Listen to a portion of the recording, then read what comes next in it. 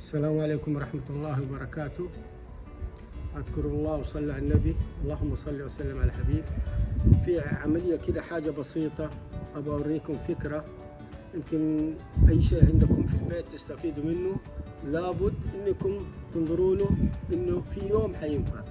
فأنا استفدت من خشب كنت برميه، فقلت لا خلينا أشوف أستفيد منه وحنوريكم الفكرة، وإن شاء الله يعني تكون فائدة لكم. الله يديكم العافية. طبعا يا أخوان، هذا الخشب اللي أقول لكم عليه، وفي مجموعة كثير موجودة. طبعا نمسك الخشبة هذه شايفين ونحاول نقيسها، نقيس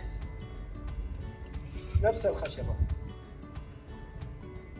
الخشبة هذه طولها 90، يعني نصها حيكون 45. نيجي عند ال 45 هنا ونأشر عند ال 45 ونحاول نقصها من النص. بعد ما ننتهي من القص إن شاء الله حنوريكم باقي التجربة. الله يديكم العافية. كده نحاول نقصها.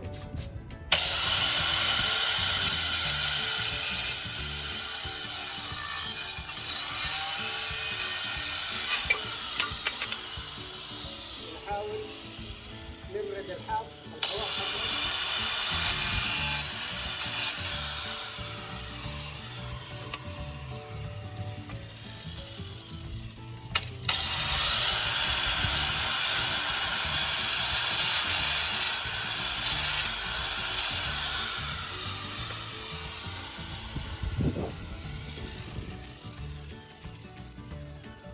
كده انتهينا من قص اللوح، ونفس الطريقة نطبق الكلام على اللوح الثاني.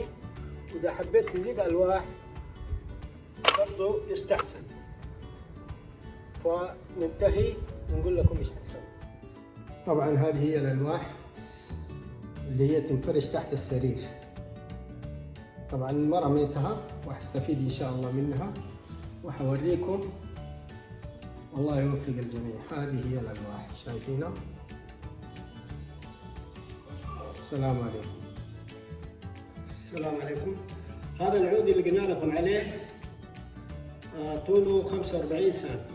اوكي، نحن نحاول ناخذ مسافة 2 سنتي ونأشر، نحط الإشارة في منتصف المسافة.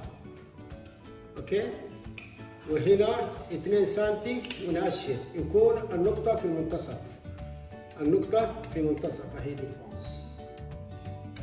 هذه هي النقطة، شايفينها في المنتصف هنا وهنا، ونمشي عليها كلها 2 سنتي 2 سنتي. إذا كان نفس الخشبة طويلة حط 4 سنتي 3 سنتي من حسب طول الخشبة. بعد كده حنشوف المرحلة الجاية ايش حنسوي. هنا أشرنا، هنا قصينا، وهنا أشرنا، وحنشوف المرحلة الجاية. يديكم العافية. هنا نجيب الدرج والمكان اللي أشرناه نخرمه. يعني عندنا هنا في كل خشبة خرمين نخرم. نقول بسم الله.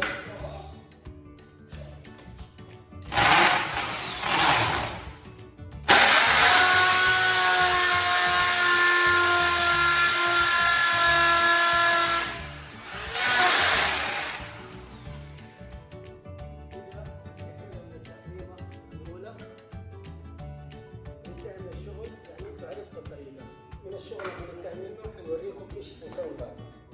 يديكم الف عافيه. طبعا يا اخوان لما انتهينا من التخريم، شايفين انتهينا من التخريم، نحاول نجيب، شايفين الحبل هذا، الحبل نختاره، تبوا اللون البني تبوا الابيض حسب اختياركم. ونحاول ندخل الحبل من الفتحة هذه وندخل الثاني من الفتحة هذه. إذا أنتوا تبغوها حبل واحد، إذا تبغوها حبلين تحاولوا تخرموا 2، يصير 4 حبال توصلوها من جوا. طبعا إذا تبغوا نفس الرف يكون أعرض، يعني هذا يكون عليه، تحاولوا توصلوا الاثنين مع بعض، الاثنين مع بعض تتوصل وتتربط، ينحط عليها في مقاسات صغيرة، ينحط عليها ويندق هنا مسمار وهنا مسمار، فتكون مرتبطة من الجنبين، تكون مرتبطة مع بعض ما حتتحرك نهائيا. طبعا حنربط الحبلين هنا وهنا وهنا وهنا. بعد ما نربط الحبلين طبعا نسوي خرم في الجدار ونجيب هذا، شايفين مسمار علاقة. طبعا لما نوصل حنرمي الخيط، حنرمي الخيط في المسمار بعد ما نسمره نثبته في الجدار، وهذا حيكون مثبت في نفس اللوح. وكده نحن استفدنا من اللوح استفادة مرة طيبة، وحنوريكم الزبدة على قولهم. يديكم الف عافية. طبعا يا اخوان هذه المحصلة النهائية للشغل. هذا هو، هذا المسمار اللي تكلمنا عنه، يكون فوق وتنزل الحبال وتتربط في الرف ويتعلق عليه لوحة شجر اللي انت تبغاه.